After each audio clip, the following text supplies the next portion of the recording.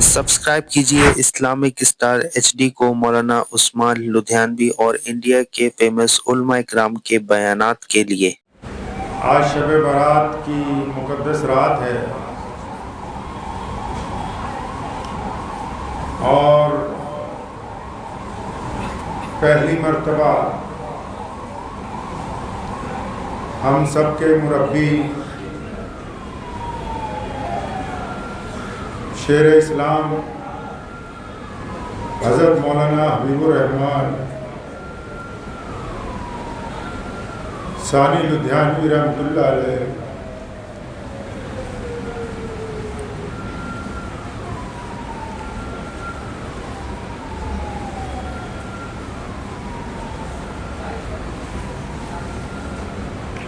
हमारे दरमियान मौजूद नहीं है। तो मैं अभी आता हुआ सोच रहा था कि इस मसनद पे अगर मेरी जगह वो बैठे होते तो तकरीर शुरू करने से पहले क्या करते? कुछ याद है आपको?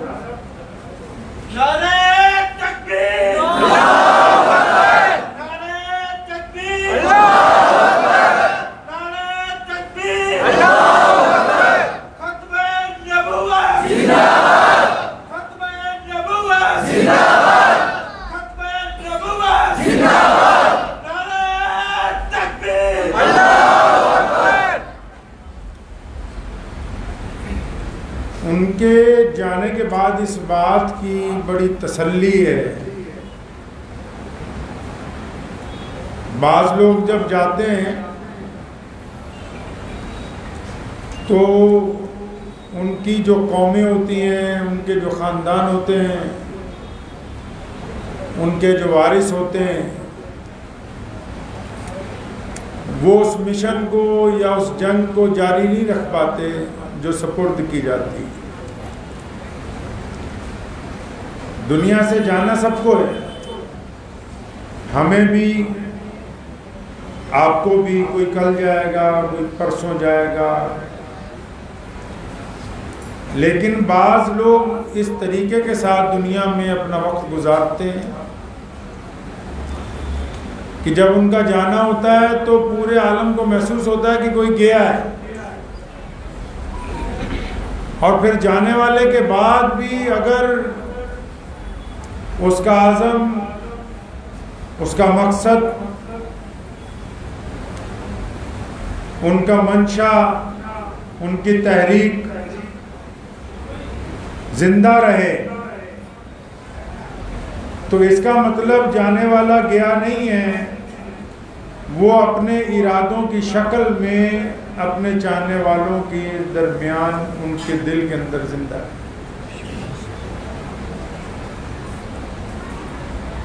तो मैं जब छोटा था तो अक्सर सुना करता, तो मुझे कहा करते थे तकरीर में ही, यहाँ जुमे में, तो मैं 10 साल का था तो आगे बिठा लेते। बाज़ औक़ात तकरीर में कहते थे कि जब कोई बड़ा, लोग, हर बंदा कहता है कि मैं बड़ा आदमी हूँ, मैं बड़ा आदमी हूँ, फरमाया करते थे कि जब कोई बड़ा आलिम मरता है तो फिर उसका जनाजा तय करता है कि उस वक्त का बादशाह बड़ा था या उस वक्त का आलिम दीन बड़ा था।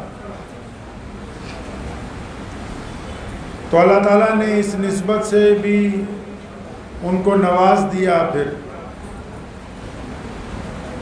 और पंजाब की तारीख़ में सबसे बड़ा जनाजा जो है वो अल्लाह तबारक व तआला ने उनको अता फरमाया,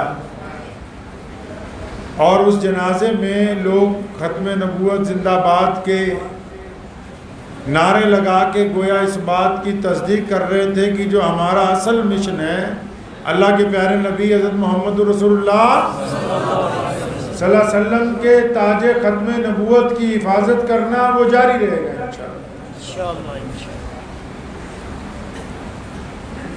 दुनिया भर में आज इस्लाम सबसे बड़ा मज़हब है। अलग अलग हुक्मरान अपने अपने अंदाज में चाहते हैं कि इस्लाम की शक्ल तब्दील की जाए। वो ये नहीं चाहते कि इस्लाम को ख़त्म किया जाए, वो चाहते इस्लाम की शक्ल तब्दील कर दी जाए।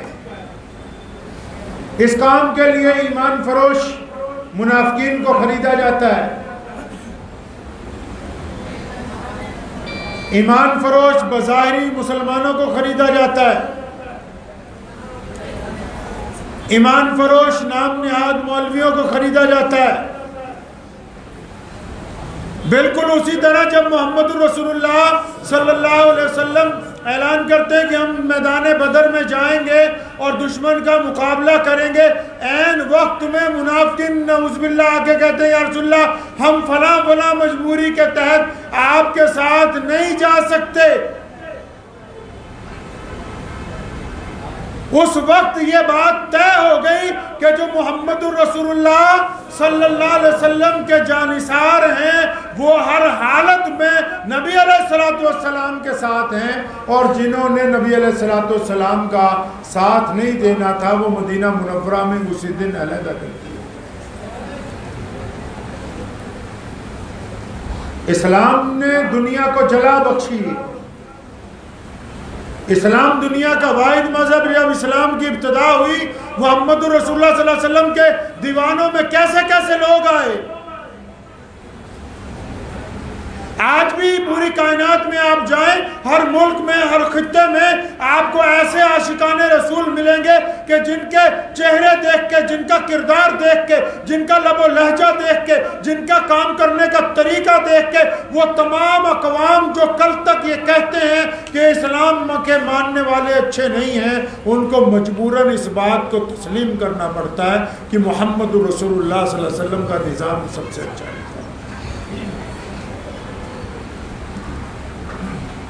میں نے کہا کہ لوگ اسلام کو ختم نہیں کرنا چاہتے دشمن، بلکہ اسلام کے خلاف سازش کر کے اس کی شکل بدلنا چاہتے ہیں۔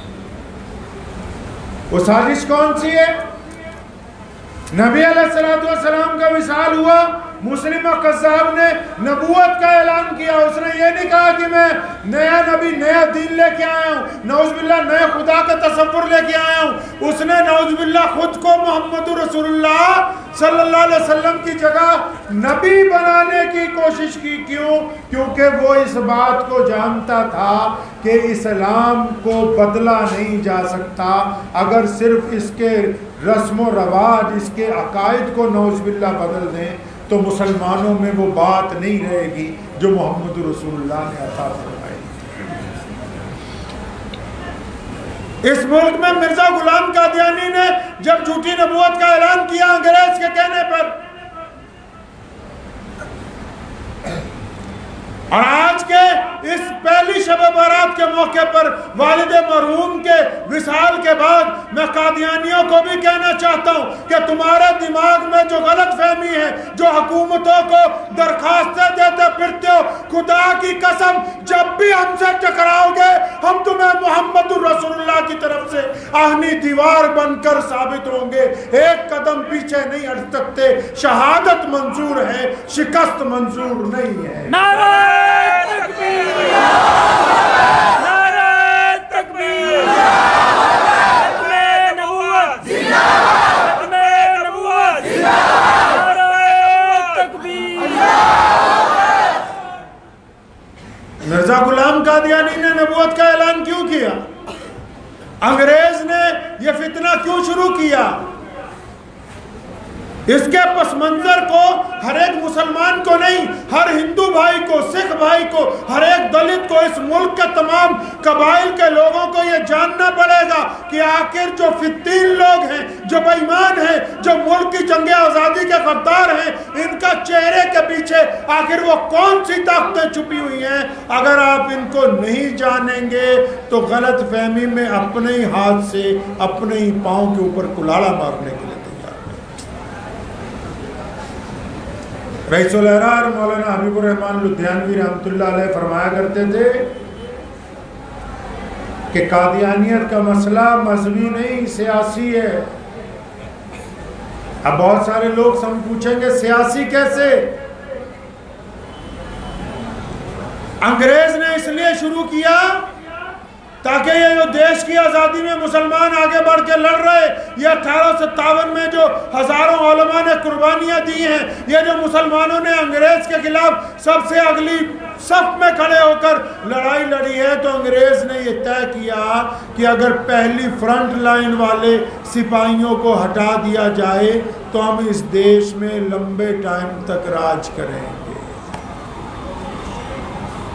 ان کو بھی کہتا ہوں جنہوں نے فرقہ پرستی کی اینک لگائی ہے اور ان کو مسلمانوں کا ہر دشمن اچھا لگتا ہے، انہیں بھی کہتا چلوں کہ ان مسلمانوں کے دشمنوں کو اگر گلے لگاؤ گے تو ان کے دامن میں سے ISI کے ایجنٹ نکلیں گے، تو ان کے دامن میں سے اس ملک کے اندر دہشت گردی پھیلانے والے آتنکوادی نکلیں گے، تو ان کے دامن میں سے اس دیش کی آزادی کے ساتھ شہید اعظم بھگت سنگھ کے ساتھ، لالا لاجپت رائے کے ساتھ، عطا اللہ شاہ بخاری کے ساتھ، مولانا ابوالکلام آزاد کے ساتھ، اس ملک کی جنگ آزادی کے ساتھ غداری کرنے والے قادیانیوں کا ناپاک چہرہ نکلے گا۔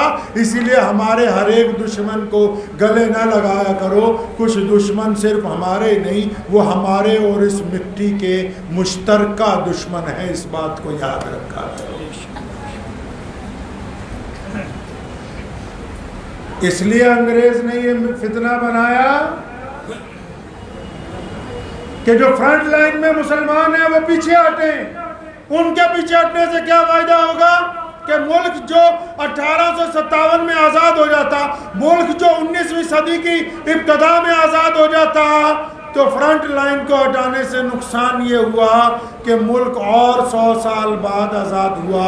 تو یہ انگریز کا سیاسی حربہ تھا، صرف ہماری مذہبی لڑائی نہیں تھی۔ آج کیا کر رہے ہیں ملک کے غدار؟ آج کیا کر رہے ہیں؟ آج کیوں ان کے گھر میں سے آتنکوادی پکڑے جاتے ہیں اور سرکار کے بڑے بڑے افسران چپی سادھ لیتے ہیں؟ کیوں؟ کیونکہ آج بھی کچھ ایسے لوگ موجود ہیں جن کو غداروں سے ہی محبت ہے، لیکن ہم انہیں بتانا چاہتے ہیں کہ جس طرح ہمارے آبا و اجداد نے، جس طرح ہمارے بڑوں نے، یہ جن مسجدوں میں ہم بیٹھے ہیں یہاں صرف 5 وقت نماز نہیں پڑھائی، یہاں سے ہم نے انگریز کے دانت بھی اکٹھے کیے ہیں، یہاں سے ہم نے بڑے بڑے شیخ الحدیث اور محدث بنا کے مدارس میں اتارے، یہاں سے ہم نے نورانی قاعدے جیسی کتابیں لکھ کے پوری دنیا کے مسلمانوں کو پڑھنے کے لیے دی ہیں، یہاں سے ہم نے مرزا قادیانیت کے خلاف پہلا فتویٰ جاری کیا ہے، یہاں سے ہم نے انگریز کے خلاف 1857 کی جنگ آزادی کا پہلا اعلان کیا ہے، یہاں سے ہم نے ہندوستان کے مسلمانوں کو اور ہندوؤں کو ایک ساتھ مل کے 1882 میں انگریز کے خلاف لڑنے کا احوان کیا ہے، یہاں سے ہم نے ہندو پانی اور مسلمان پانی کو ختم کر کے ملک کی ایکتا کے لیے ایک پانی پینے کا اعلان کیا ہے۔ ہم نے مسجدوں میں صرف نمازیں نہیں ادا کی، ہمارے پاس ایک تاریخ ہے جو اس ملک کے لیے بھی فخر کی بات ہے، ہماری قوم کے لیے بھی فخر کی بات ہے۔ ہم جب نماز پڑھتے ہیں صرف اس لیے نہیں پڑھتے اللہ کو راضی کرنے، ہم اس لیے پڑھتے ہیں کہ ہمارا دل پاک ہو جائے، ہم اس لیے پڑھتے ہیں کہ ہم غیروں کے ساتھ جب ملیں تو محبت سے ملیں، ہم اس لیے نماز پڑھتے ہیں کہ جب غریب ملتا ہے تو ہم اس کو اٹھا کے اپنی چھاتی سے لگاتے ہیں، ہم اس لیے ملتے ہیں کہ گورا اور کالا ایک صف کے اندر کھڑا ہو جائے، ہم اس لیے مسجد کے اندر نماز پڑھتے ہیں تاکہ دلوں میں سے نفرتوں کو ختم کر کے محبتوں کو عام کر دیا جائے۔ مسجدیں صرف نماز نہیں سکھاتی، مسجدیں انسان کو زندگی جینے کا راستہ عطا کرتی ہیں۔ نعرہ تکبیر!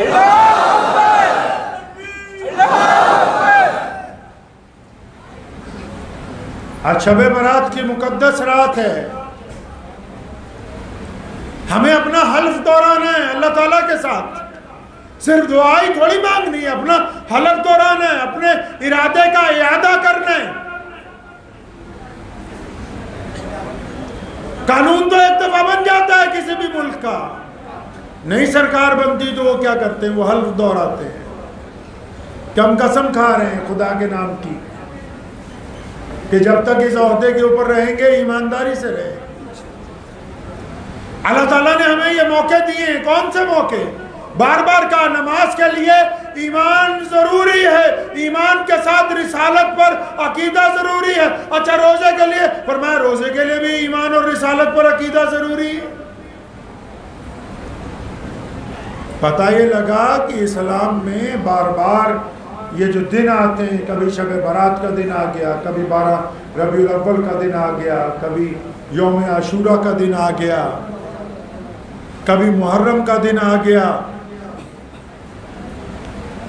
یہ اعادہ کرتا ہے ایمان والا کہ میں اللہ اور اس کے رسول صلی اللہ علیہ وسلم کے عقیدے پر چلوں گا، کیونکہ ایمان ہی صرف ایک ایسی طاقت ہے جو اس کو برائی سے روکتی ہے، اس کے دل میں سے خوف کو ختم کرتی ہے، اس کے دل میں سے رنج کو ختم کرتی ہے، اس کے دل میں دوسروں کے لیے عقیدت اور محبت پیدا کرتی ہے. اس کے علاوہ ذریعہ کوئی نہیں. اور ایمان کامل کب ہوتا ہے بھائی؟ ایمان کامل تب ہوتا ہے جب بندہ اپنی جان سے زیادہ محمد الرسول اللہ صلی اللہ علیہ وسلم سے پیار کرتا. آپ کو ایک قصہ سناتا ہوں. ہم کیسے بچ گئے دنیا میں پتہ ہے آپ کو؟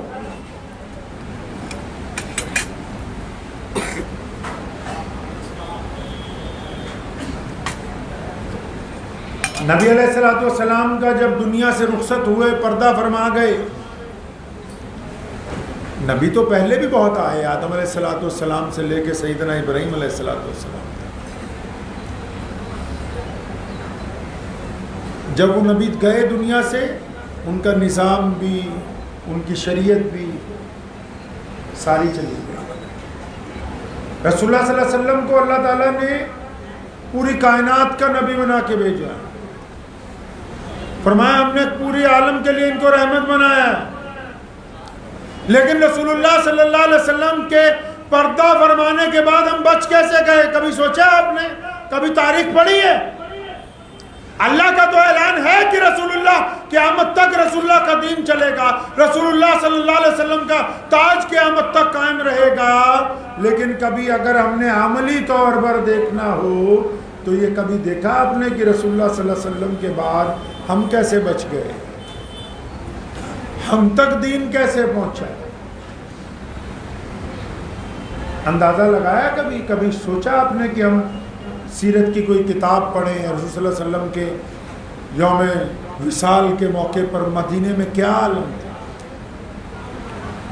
ہمارے باپ کا انتقال ہوا، کتنا رنج ہے. اور جب محمد رسول اللہ صلی اللہ علیہ وسلم کائنات سے تشریف لے گئے ہوں گے، جو کائنات میں اللہ کے نائب ہیں، جن جیسا کوئی پیدا ہوا نہیں اور قیامت تک کوئی آ نہیں سکتا، اور جن کو یہ مقام عطا ہوا، اللہ نے خود فرمایا اے میرے بندو میں محمد الرسول اللہ پر سلام بھیجتا ہوں، تم بھی محمد الرسول اللہ پر سلام بھیجا. کبھی پڑھا کہ ہم بچے کیسے، کہ دین ہم تک کیسے پہنچا؟ نبی علیہ السلام کا دین ہم تک کیسے پہنچا؟ جب کوئی جاتا ہے دنیا سے، آج اگر ہمارا کوئی بڑا چلا جائے، 10 آدمی سازش کرنے والے ساتھ میں تیار ہو جاتے ہیں. ہوتے کہ نہیں ہوتے تیار؟ خاندانوں میں بھی رواج ہے، حکومت میں رواج ہے، سماج میں رواج ہے کہ کسی جماعت کا کسی بڑا آدمی جب کوئی جاتا ہے 10 دعوے دار سامنے ہوتے ہیں. ان دعوے داروں کے پیچھے 10 ایسے لوگ ہوتے ہیں جو چاہتے ہیں یہ پورا نظام ٹوٹ جائے، یہ پورا سسٹم برباد ہو جائے. تو جب یہ دنیا کا رواج ہے تو کیا یہ جاننا ضروری نہیں جب محمد رسول اللہ صلی اللہ علیہ وسلم نے پردہ فرمایا تو اس وقت کیا ہوا بھائی؟ سب کو جاننا ضروری ہے. بیٹھ کے درود پڑھنے والوں کو بھی جان لینا چاہیے، کھڑے ہو کے درود پڑھنے والوں کو بھی جان لینا چاہیے، یہاں نیت باندھنے والوں کو بھی پتہ ہونا چاہیے، ناک پہ نیت باندھنے والوں کو بھی پتہ ہونا چاہیے، منہ میں آمین کہنے والوں کو بھی پتہ ہو کہ یہ آمین بچی کیسے، اور زور سے آمین کہنے والوں کو بھی پتہ ہو کہ یہ آمین ہم تک پہنچی کیسے. آپ نے کیا سمجھا کہ کیسے ہی ہم تک پہنچا ہے دین؟ 1450 سال کا سفر کیا ہے نا، اس دین نے 1450 سال کا سفر کیا ہے نا۔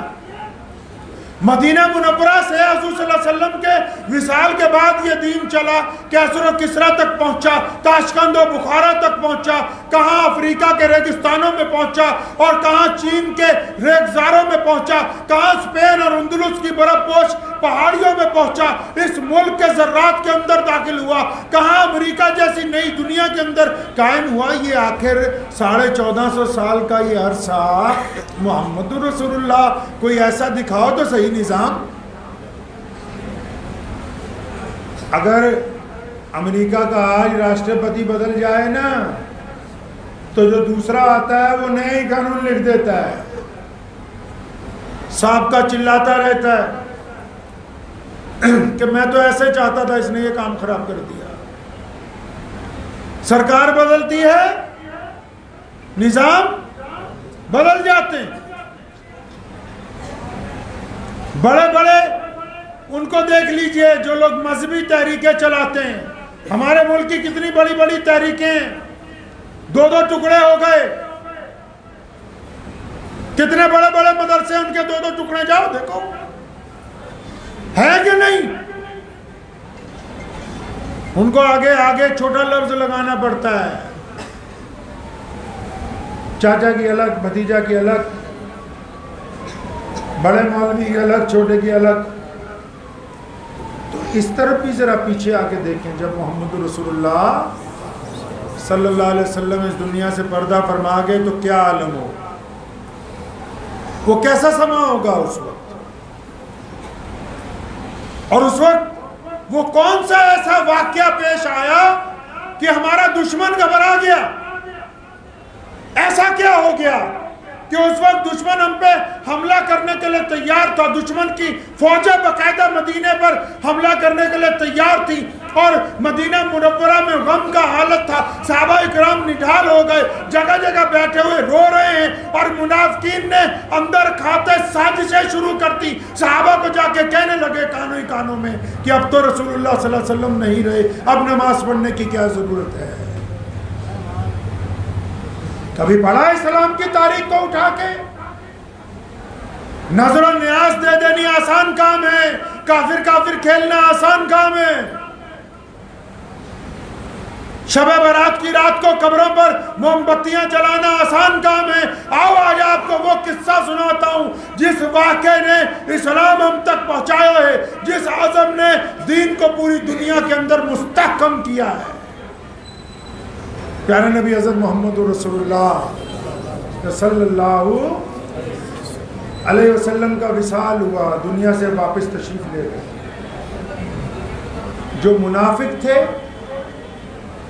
انہوں نے شور مچانا شروع کر دیا، کانوں بوسی کرنی شروع کر دی۔ بندے کو جس سے زیادہ محبت ہوتی ہے، اور ظاہر سی بات ہے صحابہ کرام رضی اللہ تعالیٰ اجمعین سے زیادہ کون محبت کر سکتا ہے؟ حضور اکرم صلی اللہ علیہ وسلم سے محبت۔ میں ایک بات یاد آئی، پہلے آپ کو وہ سنا دوں، پھر یہ واقعہ پورا سناؤں گا۔ پاکستان کے ایک عالم دین نے لکھا ہے، وہ کہنے لگا کہ میں روز یہ سوچتا تھا اور دعا کرتا تھا کہ یا اللہ کیا اچھا ہوتا میں اس وقت پیدا ہوتا جب حضور علیہ السلام کا وقت تھا، تو میں بھی اللہ کے نبی علیہ السلام کو دیکھتا اور میں صحابی بن جاتا۔ لکھتے ہیں کہ میں اکثر یہی سوچتا تھا۔ بڑے اللہ والے ہیں جن کا میں یہ واقعہ سنا رہا ہوں، کہنے لگے اچانک ایک دن مجھے خواب میں نبی علیہ السلام کی زیارت ہوئی۔ فرماتے ہیں حضور علیہ السلام ایک بہترین گاڑی کی اگلی سیٹ پہ بیٹھے ہیں، اب ابو بکر صدیق رضی اللہ تعالیٰ عنہ بھی ہیں اور صحابہ بھی ہیں، اور سب سے پیچھے میں ہوں۔ تو کسی پہاڑی علاقے میں جا رہے ہیں، اچانک گاڑی میں کوئی خرابی پیدا ہوئی، اس کا انجن بند ہو گیا۔ تو گاڑی جب رکنے لگی، فرماتے ہیں کہ میں نے یہ سوچا کہ اگر اس شدید ڈھلان میں اس گاڑی کو پتھر لگا کے نہیں روکا تو پیچھے کہیں یہ تیزی سے چلی گئی تو نقصان نہ ہو جائے، کیونکہ انجن ساتھ نہیں دے رہا ہے۔ کہنا میں فٹافٹ بھاگ کے اترا اور دوڑ کے گیا سڑک کے کنارے پتھر تلاشنے لگا کہ کوئی پتھر اٹھا کے گاڑی کے نیچے لگا دوں. یہ ان کا خواب سنا رہا ہوں میں, کوئی حدیث نہیں, روایت نہیں سنا رہا. فرماتے میں پتھر ڈھونڈنے لگا تو جب مجھے پتھر ملا 2-4 منٹ لگ گئے. تو کہتے جب میں پتھر لے کے گاڑی کی طرف بڑھنے لگا دیکھا گاڑی تو اپنی جگہ ہی کھڑی ہے, تو پیچھے آ ہی نہیں رہی, اتنی سخت ڈھلان ہے. تو کہنے لگا جب میں قریب گیا میں نے سمجھا کہ باقی جو صحابہ ہیں انہوں نے کہیں سے پتھر تلاش کر کے رکھ دیے ہوں گے. فرمایا جب میں قریب گیا تو میں کیا دیکھتا ہوں کہ میرے علاوہ جو صحابہ کرام رضی اللہ تعالیٰ اجمعین گاڑی میں نبی علیہ الصلوۃ والسلام کے ساتھ موجود تھے. جب گاڑی بند ہوئی ڈھلان پر پیچھے جانے لگی تو اصحاب کرام رضی اللہ تعالیٰ اجمعین نے ہر ایک ٹائر کے نیچے اپنا اپنا سر رکھا ہوا ہے اور گاڑی کا پورا وزن جو ہے ان کے سروں کے اوپر ہے.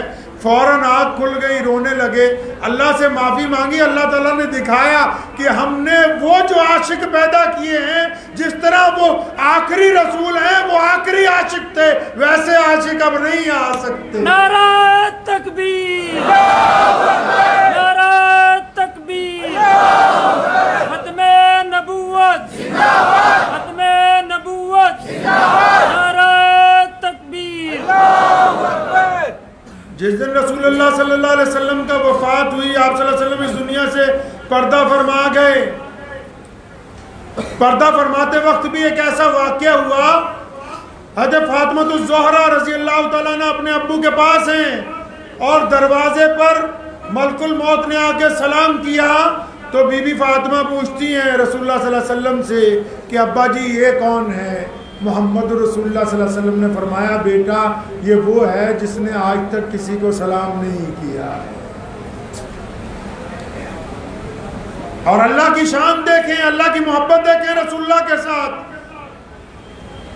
ملک الموت کو کہہ کے بھیجا کہ رسول اللہ کو سلام کرنا اور پھر یہ گزارش کرنا کہ یا رسول اللہ آپ کو لینے کے لیے آیا ہوں. اور اللہ نے فرمایا کہ اگر آپ چاہتے ہیں تو تشریف لے جائیں, آپ چاہتے ہیں تو یہیں پر مستقل قیام فرمائیں. جبریل علیہ السلام اس وقت رسول اللہ صلی اللہ علیہ وسلم کے پاس تھے, موجود تھے, قریب میں کھڑے تھے کیونکہ جبریل ہی اللہ کا پیغام لے کے آتے تھے.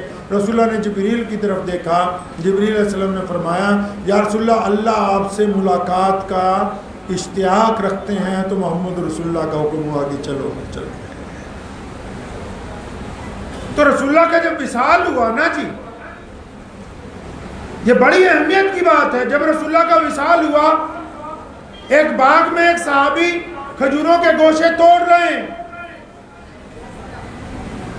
کسی نے آگے کہا اللہ کے نبی صلی اللہ علیہ وسلم کا وصال ہو گیا, اتنا رنج پہنچا. اللہ تبارک و تعالیٰ کے حضور دعا کی کہ یا اللہ جب تیرے پیارے محبوب صلی اللہ علیہ وسلم اب اس دنیا میں نہیں ہے تو ان آنکھوں کا کیا کرنا ہے, آپ میری آنکھوں کی روشنی واپس لے لیں. مفسرین نے لکھا ہے کہ اسی وقت آنکھوں کی روشنی سے محروم ہو گئے. فرمایا جب اللہ کے نبی نہیں تو پھر کس کو دیکھنا ہے. سیدنا بلال رضی اللہ تعالیٰ عنہ نے اذان نہیں دی. رسول اللہ صلی اللہ علیہ وسلم کے وصال کے بعد اذان نہیں دی دوبارہ زندگی میں کبھی. اذان دینے کے لیے اس دن کھڑے ہوئے جس دن رسول اللہ صلی اللہ علیہ وسلم کا جسم مبارک رکھا ہے, کھڑے ہو کر ابھی اللہ اکبر کہا, بے ہوش ہو گئے, پھر اٹھے, پھر کہنے کی کوشش کی, پھر بے ہوش ہو گئے. بلال نے اذان نہیں دی. مدینے کے غدار گلی کوچوں کے اندر پھیل گئے. صحابہ کرام جو جہاں ہیں وہ وہیں پر بیٹھا ہوا رو رہا ہے. صحابہ کے کان میں جا کر سرگوشیاں کرنی شروع کر دی کہ دیکھو نا جی ہمارا تو سب کچھ محمد رسول اللہ تھے, ہماری تو جان عزت آبرو ہمارا ایمان تو محمد رسول اللہ تھے. اب رسول اللہ نہیں ہے تو نعوذ باللہ مسجد نبوی میں کیا کریں گے, اب نمازیں پڑھ کے کیا کرنا ہے,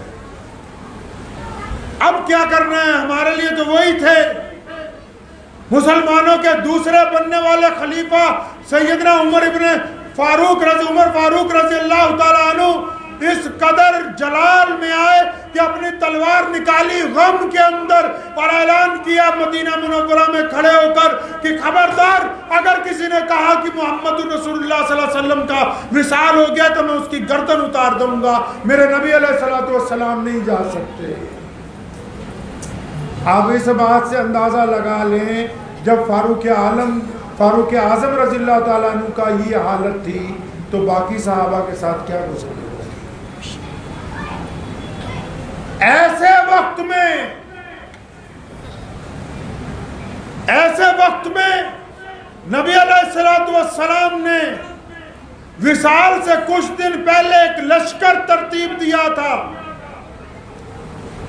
جس کو ایک جنگ کے لیے جانا تھا، اور ادھر صحابہ نڈال ہیں، آزان دینے والا کوئی نہیں ہے۔ محمد رسول اللہ صلی اللہ علیہ وسلم کو لے کر تمام صحابہ زارو قطار رو رہے ہیں، اپنی اپنی ہوش کسی کو نہیں ہے۔ محمد رسول اللہ صلی اللہ علیہ وسلم کے جانشین اٹھے، خلافت کے سب سے پہلے خلیفہ اٹھے، کائنات کے سب سے بڑے مسلمان اٹھے، اور ایک وقت میں صرف تمام صحابہ کو سنبھالا نہیں، کھڑا ہو کے فرمایا کہ اے مسلمانوں، کیا تم محمد رسول اللہ صلی اللہ علیہ وسلم کی عبادت کرتے تھے یا اللہ کی عبادت کرتے تھے؟ یہ بتاؤ کہ محمد رسول اللہ نے تم کو کیا حکم دیا؟ ایسے وقت میں جب گھر میں پوری کائنات میں غم کا ماحول تھا، جب فرشتوں کے اندر غم اور رنج کا عالم پڑا ہوا تھا، سیدنا ابو بکر صدیق رضی اللہ تعالیٰ عنہ اٹھے اور صحابہ کو جب اکٹھا کیا، جب ان کو سمجھایا، ابھی تو غم میں کوئی اور بات بھی نہیں ہوئی، لیکن پہلا حکم جاری کر دیا بنا خلیفہ بنے ہوئے۔ فرمایا وہ لشکر کہاں ہے جو میرے نبی علیہ السلام نے ترتیب دیا تھا، جس کے ذمہ لگایا کہ فلاں جگہ جا کے دشمنوں کو ناکے چنے چبوا دو، فلاں جگہ جو لوگوں پہ ظلم ہو رہا ہے ان کو ظالم کے پنجوں سے چھڑا دو۔ دشمن جو اس مدینے میں مخبر تھے، جو بڑے بڑے منافقین چھپے ہوئے تھے، حیران رہ گئے کہ ابو بکر یہ کیا بات کر رہے ہیں کہ رسول اللہ صلی اللہ علیہ وسلم کا وصال ہو گیا، یہ صحابہ نڈال ہے، نماز پڑھنے کی ہوش نہیں ہے، اور یہ ایسے بدترین حالات میں دشمن کے اوپر حملہ کرنے کی بات کرتا ہے۔ ابو بکر نے کہا تھا کہ مسلمانوں یاد رکھو، محمد رسول اللہ کا ایک ایک لفظ ہمارے لیے حکم کا درجہ رکھتا ہے۔ فرمایا یہ الگ بات ہے کہ محمد رسول اللہ ہم سے پردہ فرما گئے، میں ان کے حکم کو رد نہیں ہونے دوں گا۔ غم کی حالت میں جب لشکر روانہ کیا تو جو حملہ کرنے کے لیے آ رہے تھے وہ بلوں کے اندر گھس گئے، ان کو پتہ لگ گیا کہ یہ قوم اس حالت میں بھی پیچھے ہٹنے والی نہیں ہے۔ نعرہ تکبیر، نعرہ تکبیر، ختم نبوت، ختم نبوت، نعرہ تکبیر۔ اور صرف یہیں پر بس نہیں کی ابو بکر رضی اللہ تعالیٰ عنہ نے، رسول اللہ صلی اللہ علیہ وسلم کے وصال کے بعد خلیفہ بنے، چاروں طرف سے دشمنوں نے سازشیں کی، کیسر و کسریٰ نے کہا کہ اب وقت آ گیا، مٹھی بھر مسلمان ہیں، ان کو ختم کرنے کا وقت آ گیا ہے، بڑی بڑی حکومتیں اکٹھی ہونے لگی کہ اب وقت آ گیا ہے، اور انہوں نے مسلمہ بن کذاب کو جو ایک علاقے کا بادشاہ تھا اس کو کہا کہ جھوٹا نبی بن کے اعلان کرو، اس کے پاس دولت بھی ہے، فوج بھی ہے، ساز و سامان بھی ہے، اور جب اس نے اعلان کیا جھوٹی نبوت کا تو سیدنا ابو بکر صدیق نے اس وقت اس کی طرف لشکر روانہ کیا جب کھانے کو پورا اناج نہیں تھا، جب ہاتھوں میں مکمل تلواریں نہیں تھی، جب مسجد نبوی میں ابھی کیبنٹ کی میٹنگ نہیں ہوئی تھی، جب ابھی تک مسلمانوں کی سلطنت کا حکم نہیں جاری ہوا تھا، پہلا لشکر پھر روانہ کر دیا۔ فرمایا لوگ کیا سمجھتے ہیں کہ ہم محمد رسول اللہ کے خلاف کوئی سازش گوارا کر لیں گے؟ فرمایا ہم اپنی قربانی تو دے سکتے ہیں، تاج ختم نبوت صلی اللہ علیہ وسلم پر حرف آنے نہیں دے سکتے۔ اگر عشق نہ ہوتا انتہا تک،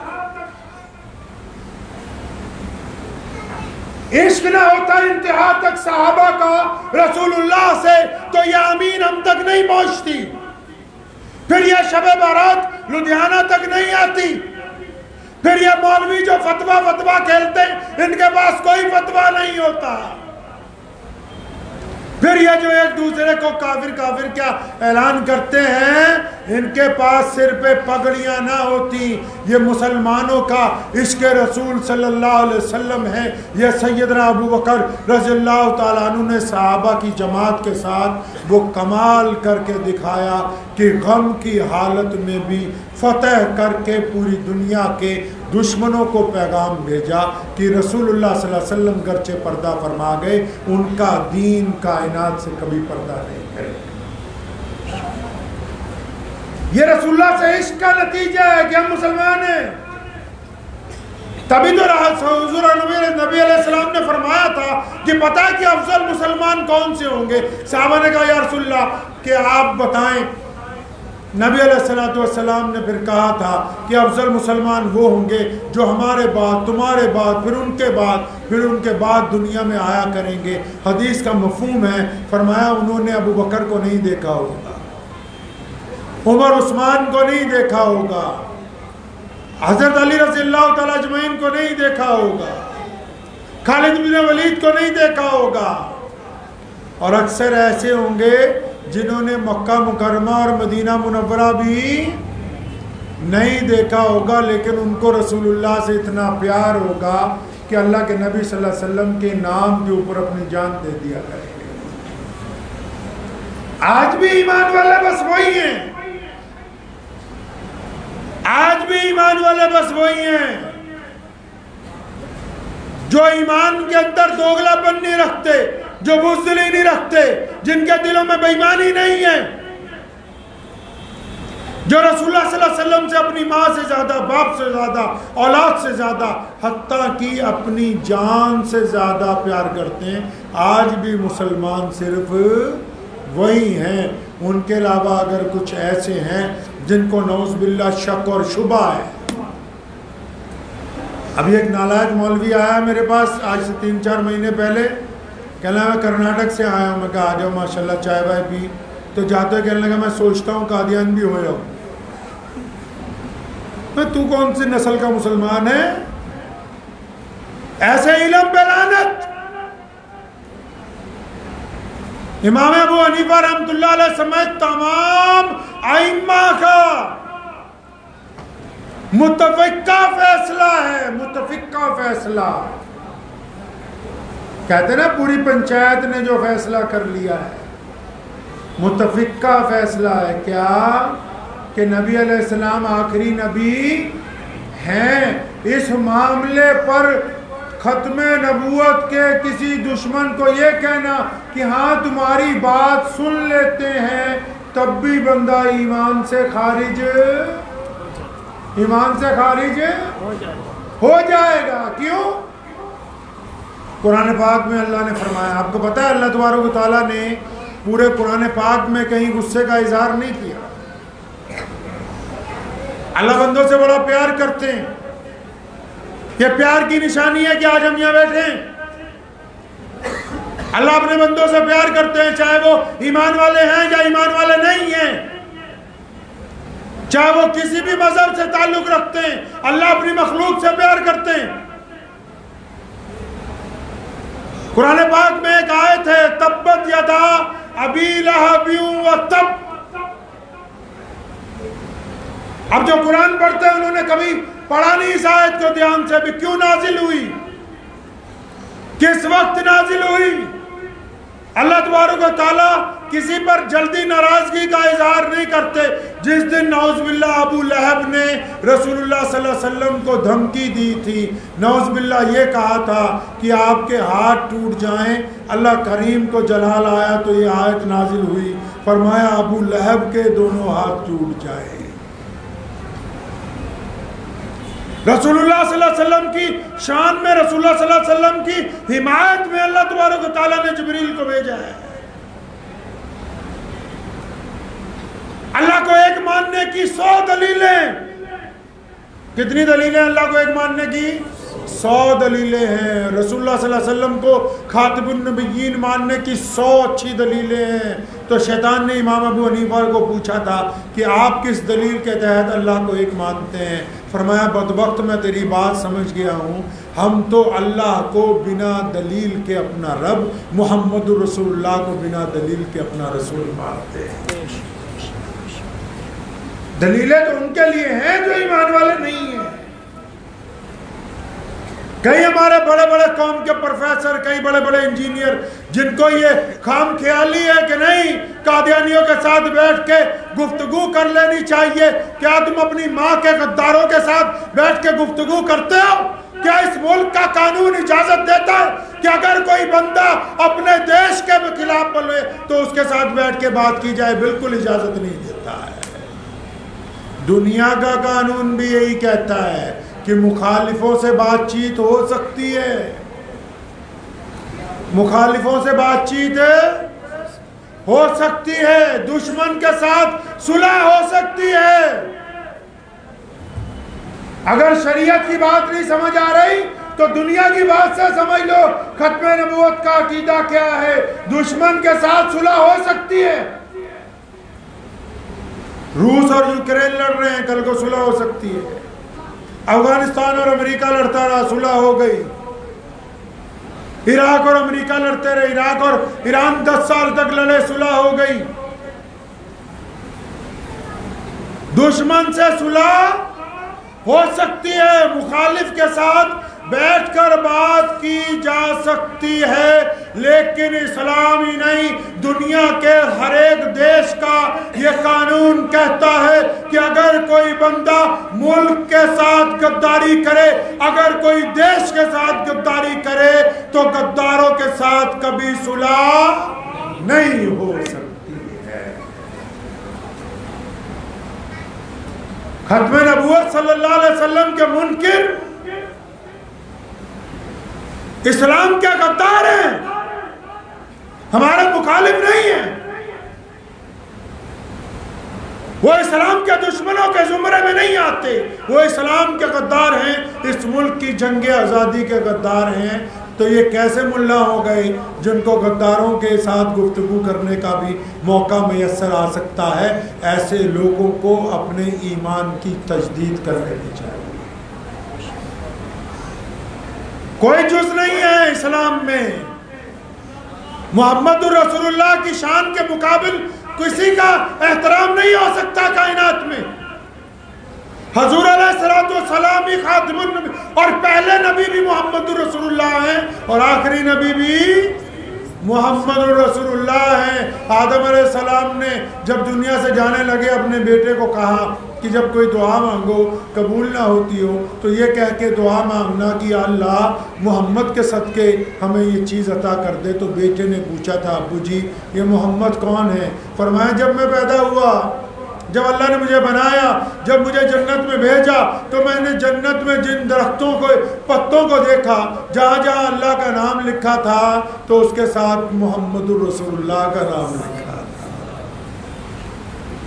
کائنات کو بنایا گیا تو پہلے نبی بھی محمد رسول اللہ اور آخری نبی بھی محمد الرسول اللہ صلی اللہ علیہ وسلم ہے۔ یہ جو پوری کائنات میں آج مسلمان موجود ہیں، اتنی سازشوں کے باوجود، اتنی دھمکیوں کے باوجود، اتنے ظلم و تشدد کے باوجود پھر بھی ہم اسلام پر قائم ہیں، تو یہ صرف مسجدوں کا کمال نہیں ہے، یہ مولویوں کا کمال نہیں ہے، یہ بیت اللہ کے چاروں طرف گیڑے دینے کا کمال نہیں ہے، یہ قرآن پاک کی تلاوت کرنے کا کمال نہیں ہے۔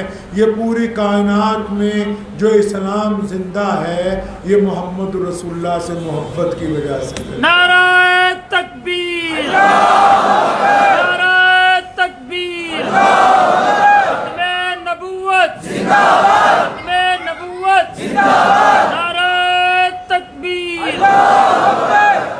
کیونکہ محمد رسول اللہ صلی اللہ علیہ وسلم نے ہمیں بتایا کہ یہ بیت اللہ ہے، بیت اللہ کی سند محمد الرسول اللہ ہے، حج کی سند محمد الرسول اللہ ہے، قرآن کی سند محمد الرسول اللہ ہے، مسجد کی سند محمد الرسول اللہ ہے، ہمارے ایمان کی سند محمد الرسول اللہ ہے۔ اگر محمد الرسول اللہ نہیں تو نعوذ باللہ پھر کچھ بھی نہیں۔ تو آج کی یہ جو مقدس رات ہے یہ محمد رسول اللہ صلی اللہ علیہ وسلم کے صدقے ملی ہے.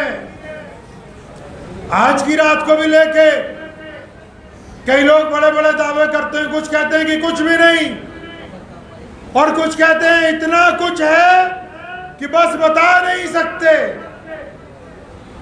کچھ کہتے ہیں کچھ بھی نہیں, کچھ کہتے ہیں میں اتنا کچھ ہے کہ تم حساب بھی نہیں لگا سکتے. تو یہ دونوں ہی اپنی اپنی جگہ باتوں میں غلو کرتے ہیں.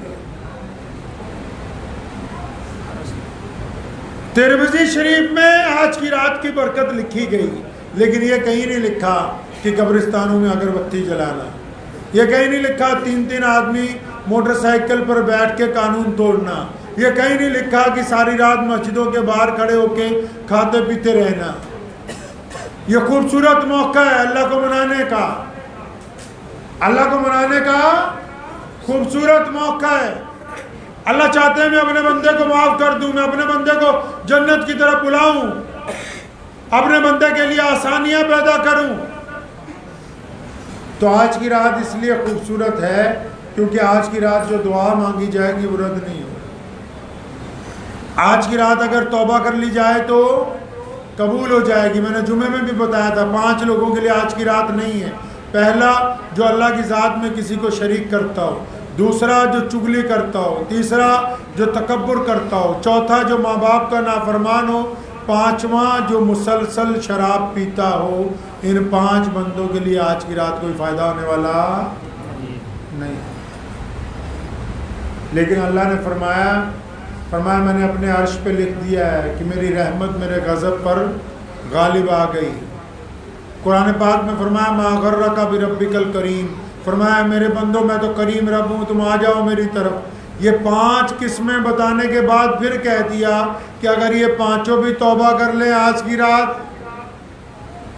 یہ 5 بھی توبہ کر لیں آج کی رات تو ان کی بات بھی پھر بن جائے, ان کے لیے بھی معافی کا معاملہ ہو جائے, ان کے لیے بھی مغفرت کا معاملہ ہو جائے. تو آج کی رات اللہ سے معافی مانگیں گے انشاءاللہ. واٹس ایپ پر مجھے تو شام سے وہی آ رہے لگا تھا. کچھ لوگ فیس بک پہ ابھی بھی آن لائن لگے ہوئے ہیں, ایک دوسرے کو دیکھ رہے ہیں کون کیا کر رہا ہے, کون کیا کر رہا ہے. واٹس ایپ پہ پیغام جا رہے ہیں کہ بھائی معاف کر دینا, معاف کر دینا. لکھا ہے بیت اللہ کے جب بندہ پھیرے لگاتا ہے نا, طواف کرتا ہے, ان پھیرے لگانے سے پہلے حاجی کیا کرتا ہے جانے سے پہلے؟ میرے پاس ایک ہندو دوست آیا تو اس نے مجھے آ کے کہا کہ مجھے آج پتہ لگا آپ کے یہاں حج بڑی پاورفل عبادت ہے. میں نے کہا کہ بھائی کیا بات ہو گئی؟ کسی حاجی نے بڑھیا چیزیں لا کے دی مکہ مکرمہ سے. کہتا نہیں, کہتا ایک صاحب سے میرا بیوپار تھا, انہوں نے میرے 55,000 روپے دینے تھے, 5-6 سال کی بات ہے, میں بھی بھول گیا, بہت اصرار کیا, نہیں ملے, بات آئی گئی ہو گئی. کہتا ابھی ان کا ایک دن اچانک فون آیا کہ باؤ جی آپ کے پیسے دینے. تو مجھے بڑی حیرانی ہوئی کہ اتنے سال بعد کیسے دینے. تو کہتا میں نے اس کو کھاتہ نمبر بھیجا, پھٹافٹ پیسے آ گئے. اس نے فون کیا مل گئے, میں نے کہا مل گئے. تو جب فون کاٹنے لگا کہ میں پوچھا بھیا یہ کیسے اتنے سالوں بعد تمہیں یاد آ گئے؟ کہ وہ حج پہ جا رہے ہیں نا, تو آج بیٹھے ہوئے ساری کتابیں چھان رہے تھے کہ کس کس کا حق مارا ہوا ہے. یعنی یہ اتنی طاقتور عبادت ہے کہ اپنی ادائیگی سے پہلے بندے میں تبدیلی لانی شروع کرتی ہے. تو کہتے ہیں نا بھی حج میں جب بندہ چکر لگاتا ہے بیت اللہ کے چکر لگانے سے جن کو چکر دے رکھے ہیں وہ نہیں معاف ہوتے, پہلے معافی کرانی پڑتی ہے. پہلے چکر لگانے سے. دنیا میں صرف 2 مقام ایسے ہیں, پوری کائنات میں جتنے بھی لوگ بستے ہیں 2 جگہ ایسی ہیں کہ جن کے دروازے سے بندہ جیسا جاتا ہے ویسا واپس نہیں آتا ہے. ایک خانہ کعبہ کا دروازہ, دوسرا محمد رسول اللہ کا باب جبریل, کہ جو ان کے درمیان سے گزر گیا پھر اس دن کے بعد گناہ کرتے ہوئے اسے شرم آتی ہے, اس دن کے بعد بے ایمانی کرتے ہوئے شرم آتی ہے, تبھی تو اپنے نام کے آگے حاجی لگا لیتا ہے تاکہ دوسروں کو پتہ لگ جائے کہ اب میں نے پچھلے والے سارے کام چھوڑ دیے. یہ ایسا ہی نہیں پوری دنیا میں. یہ جو بڑے بڑے ملک ہیں نا، امریکہ، فرانس، جرمن، ان کو ہم سے یہ بہت بڑی تکلیف ہے، کچھ لوگوں کو پتہ نہیں. جتنے بڑے ملک ہیں، سپر پاور ہیں، ان کو مسلمانوں سے سب سے بڑی تکلیف یہ ہے کہ جو مرکز ہمیں اللہ نے دیے ہیں دنیا میں کسی کے پاس نہیں. دنیا میں ایسے کون ہے جو ایک ہی طرف منہ کر کے نماز پڑھتے ہیں؟ ایسی کون سی جگہ ہے جس میں بندہ جائے اور پھر اس کے زندگی جینے کا طریقہ بدل جائے؟ ورنہ لوگ عبادت کرتے ہیں پھر گناہ کے اندر ملوث ہو جاتے ہیں. تو بعد میں شب برات کی کر رہا تھا. اب جو آن لائن سن لیں وہ بھی سن لیں کہ جو مسجدوں میں جا رہے ہو بڑھیا کرتا پجامہ پہن کے عطر لگا کے، اگر ماں باپ کے عطر نہیں لگا کے آئے ہو پھر مسجد تک آنے کا تمہیں کوئی فائدہ ہونے والا نہیں. مطلب ماں باپ کو اگر تکلیف پہنچا کے آئے.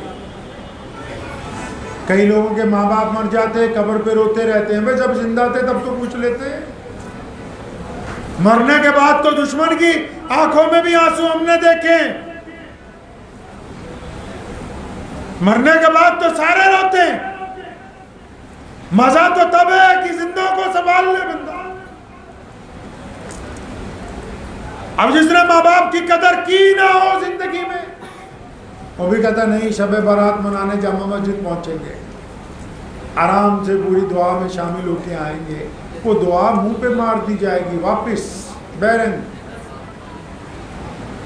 تو دعا سے پہلے اچھا نہ ہو کہ بندہ اٹھ کے مجلس میں سے چلا جائے اپنے ماں باپ سے معافی مانگ لے. دعا سے پہلے اچھا نہ ہو کہ جن کا حق مارا ہے ان سے معافی مانگ لے. اسلام نے یہی نظام سکھایا. لوگوں نے عبادت کو صرف مذہب سمجھا، محمد رسول اللہ نے مذہب کو معاشرہ بنا دیا، معاشرہ، سماج بنا دیا.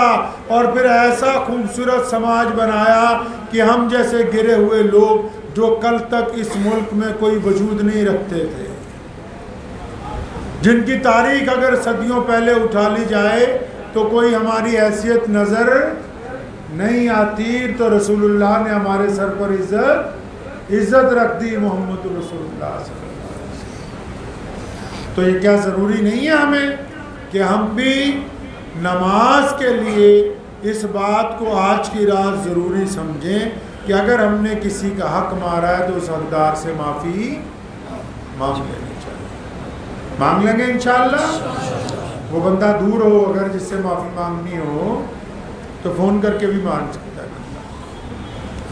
فون پہ شرم آتی ہو تو انڈیویجول واٹس ایپ کا میسج کر کے بھی، جس طرح فیس بک پہ فالتو عورتوں کی آئیڈیاں دیکھ دیکھ کے میسج کر کے پوچھتے رہتے ہو کہ شاید ادھر سے جواب آ جائے ادھر سے آ جائے، ان کو بلاک کر کے بھی توبہ کی جا سکتی ہے. ایسے گناہوں کو چھوڑ کے بھی اللہ کو راضی کیا جا سکتا ہے جن پہ اللہ کہتے ہیں کہ میں راضی ہوں. ہم لوگ پتہ کون سا اسلام چاہتے ہیں جو آج کل ہمارے یہاں سسٹم چل رہا ہے ہمارے دیش میں؟ وہ کہا بڑھیا ناز پڑھنے والا ہو، نماز آپا بھی نہیں پڑھی تھے، پڑھ کے بھی نہیں آیا، ماشاء اللہ سبحان اللہ کہہ کے ہر 5 منٹ بعد 50 روپے اس کو داڑھی، چاہے اس کی شرعی ہو چاہے نہ ہو، رسول اللہ کے حکم کے مطابق پائجامہ چاہے ٹکنوں سے اونچا ہو یا نہ ہو، درود شریف چاہے صحیح پڑھنا آتا ہو چاہے نہ آتا ہو، چاہے وہ نعت خواں بھی اپنے گھر میں ماں باپ کا بے ایمان ہو، اس سے کوئی لینا دینا نہیں ہے. اور کچھ نہیں تو مولوی صاحب کے پاس آ جاتے ہیں مسجد میں 10 بچے دے دو قرآن پڑھانا. وہ خود نہیں قرآن پڑھتے، تمہیں سمجھا کس نے دیا کہ لوگوں کے بچے جا کے تمہارے لیے؟ کسی کا بچہ اپنا بچہ بنتا ہے؟ ہاں، جتنے مدرسوں کے بچے ہوتے ہیں، ہمارے کسی مدرسے کے بچے کو الگ بٹھا کے پوچھنا بھائی جہاں قرآن پڑھنے جاتے ہو کتنی دیر میں پارا ہو جائے؟ 10 منٹ میں پارا پڑھتے ہیں پورا. ادھر سے شروع کرنا ہے، ہمیں پتہ ہے. یہ جتنے تم نے ڈھکوسلے تیار کیے ہیں نا، جن کو بلاتے ہو اگلوں کو بھی پتہ ہے کہ بس اندر چودھری صاحب دی بیگم دیگ بنا رہی ہے، मुल्ला जीदा खत्म शरीफ, बकरे छतरे हजम शरीफ, मुल्ला जी तशरीफ ले आए, चौड़े होके बह गए ने, आज खत्म तो आया जाना है, घर बाबे हो रही कह गए ने। इस्लाम को कहां से आप कहां ले गए, अंदाजा लगाएं। रसूलुल्लाह ने तो आपको इज्जतदार बनाया। माशरा ये चाहता है, गैर मुस्लिम ये चाहते हैं कि हम किसी अच्छे मुसलमान से मिलें, और ये कहते हैं नहीं हम तो बस 50 रुपए वाले हैं, मस्जिद में दे आएंगे तो बस हमारी मुसलमानी पूरी हो गई। इस्लाम अगर दौलत से बिकने लगता तो दुनिया के सारे रईस आज शेखुल हदीस बनकर बैठ जाते। इस्लाम को अगर पैसों से खरीदा जा सकता तो दुनिया के सारे चौधरी कहते जी हमें हमारे नाम के आगे शाही इमाम लगा दो भाई, हम ही बन जाएंगे, बस हम ही सिर पर टोपी लगा लेते हैं। मुसलमान बनना आसान नहीं है, बेईमानी छोड़नी पड़ती है। मोहम्मद रसूलुल्लाह का दीवाना अपने आप को कहलवाना हो तो रसूलुल्लाह के कहने के मुताबिक चलना पड़ता है। एक साहबी रसूल सल्लल्लाहु अलैहि वसल्लम है, नाम मेरा इस वक्त ज़हन में नहीं आ रहा, गली में चले हुए जा रहे, एक बड़ी खूबसूरत खातून गली में खड़ी है अपने दरवाजे पर, उसकी तरफ निगाह गई, दिल में बुरा ख्याल आया, 4 कदम आगे बढ़े। सुनो ये वाकया, क्योंकि तुम्हारे पास तो सुनने के लिए टाइम नहीं है हमारे पास। अब हम मौलवी सारे उइयो बुलाए होंगे बारों कि जरा शोर मचाते रहना बस फजर तक, और कुछ नहीं चाहिए। साहबी रसूल गुजरे, एक औरत को देखा, गैर मुस्लिम है, पर्दा नहीं किया हुआ, बहुत खूबसूरत है, उसके शक्ल को देखा, उसको देखा तो दिल में बुरा ख्याल आया। 4 कदम अभी आगे बढ़े तो आंखों से आंसू जारी हो गए। अपने आप को कहते हैं कि रसूलुल्लाह ने तो हुक्म दिया है कि किसी गैर की बेटी को गंदी निगाह से नहीं देखना। अब कदम रुक नहीं रहे, आंखों से आंसू जारी हैं और घर कहीं और है, लेकिन चलते ही जा रहे हैं, चलते ही जा रहे हैं, रो रहे हैं, चलते जा रहे हैं। चलते चलते मदीना मुनव्वरा से बाहर निकल गए, चलते ही जा रहे हैं, चलते ही जा रहे हैं, कई मील चले गए, जंगल आ गया, जंगल में जाकर चुपका सांस लिया, बैठ गए, फिर ज़ारो कतार रो रहे हैं। नमाज का वक्त होता है, नमाज पढ़ते हैं, इस्तग़फ़ार करते हैं, रोते ही रहते हैं। किस बात पे रो रहा है बंदा? अभी डांटा नहीं है किसी ने। इन नौजवानों को सुना रहा हूं, अभी डांटा नहीं है, अभी किसी को पता नहीं लगा। जिस तरह तुम करते हो, भी चुपके से देख लेते हैं, इसको पता तो नहीं लग रहा। अभी किसी को पता नहीं लगा कि हुआ क्या है।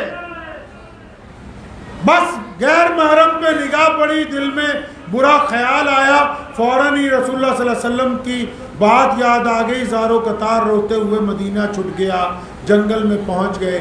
नमाज पढ़ते हैं, रोते रहते हैं, नमाज पढ़ते हैं, वहीं जंगल में से घास खा रहे हैं, जंगल का कोई फल खा रहे हैं, वहीं हैं। तो जब 1, 2, 3, 4 हफ्ते गुजर गए, रसूलुल्लाह सल्लल्लाहु अलैहि वसल्लम ने सहाबा से पूछा कि वो फलां हमारा आशिक नजर नहीं आ रहा, कहाँ है भाई? तलाश शुरू हुई तो एक गडरिये ने बताया कि वो फलां जंगल में मैंने देखा है, वो मजनुओं की तरह फिरता है आजकल, सारा दिन रोता रहता है, सारी रात रोती रहता है। क्या हो गया भाई? कि बस रसूलुल्लाह ने कहा था गैर की औरत की तरफ नहीं देखना। 2 सहाबा को भेजा, जाओ ढूंढ के लाओ। वो सहाबी जंगल में पहुंचे, दूर से अपने साथियों को देखा तो पहचान गए। अब दिल क्या कह रहा है कि अब चोरी पकड़ी गई, दरबारे नबूवत से सम्मन आ गए, लगता है आज वहां खबर पहुंच गई कि मैंने तो हुजूर सल्लल्लाहु अलैहि वसल्लम की हुक्म अतुली की है। और ज़ारो कतार रोने लगे। दोनों साहबी आए, दिलासा दिया, पूछा हुआ क्या है, पूछा तुम क्या आए हो? फरमाया रसूलुल्लाह सल्लल्लाहु अलैहि वसल्लम याद कर रहे हैं, पूछ रहे हैं कि कहाँ है हमारा आशिक वो, اتنا روئے, فرمایا اچھا محمد رسول اللہ مجھے یاد کرتے ہیں, لیکن مجھ سے تو میرے آقا کے ایک حکم کی عدولی ہو گئی. انہی صحابہ کی گود میں آخری سانس لے کے اپنی جان اللہ کے سپرد کر دی. اس کو کہتے ہیں محمد رسول اللہ کا حکم ماننا. ایسے رسول اللہ صلی اللہ علیہ وسلم سے عشق کیا جاتا ہے. جنادہ عشق صادق ہے وہ قد فریاد کرتے ہیں, لبات مورے خاموشی ہے دلاچ یاد کرتے ہیں. حبیب بن سعد رضی اللہ تعالیٰ عنہ کو دشمن نے کہا کہ بس اتنا کہہ دو کہ تمہاری جگہ نعوذ باللہ تمہارے رسول کو یہ سزا دے دی جائے, نعوذ باللہ من ذالک. فرمایا میریاں بوٹیاں تو کی جا سکتی ہیں, لیکن میں یہ بھی گوارا نہیں کرتا کہ نعوذ باللہ تم اس کی جگہ میرے نبی علیہ السلام کا اللہ. حضرات صحابہ کرام رضی اللہ تعالیٰ اجمعین نے یہ کر کے دکھایا ہے. اور آج بھی جو عاشق ہوتے ہیں نا جی, جو عاشق ہوتے ہیں ان کا کردار ہی بتا دیتا ہے کہ یہ عاشق ہیں. ان کا کردار بتا دیتا ہے کہ عاشق ہیں. کہنے کی ضرورت نہیں پڑتی. آج کل کے تو عاشقوں کو اپنے آپ کو عاشق بتانے کے لیے ہم جیسوں کو پہلے کافر بنانا پڑتا ہے. میں نے بڑے بڑے ولی تو نہیں دیکھے, لیکن اپنے والد مرحوم مولانا حبیب الرحمن ثانی لدھیانوی رحمۃ اللہ علیہ کو بڑی قریب سے دیکھا, جانچا, پرکھا. آج کے دور میں بندے کی اچھی گواہی کون دے سکتا ہے جی؟ سب سے اچھی گواہی بندے کا موبائل دے سکتا ہے. دے سکتا ہے نہیں؟ سب سے اچھی گواہی کون دے سکتا ہے؟ اگر دنیا میں دیکھیں کسی کو بولو اپنا موبائل پڑھا دو, پسینے آنے لگ پڑے. میرے والد اپنی زندگی میں بھی مجھے اپنا موبائل دے دیتے تھے, ان کے انتقال کے بعد بھی ویسے ہی چل رہا ہے.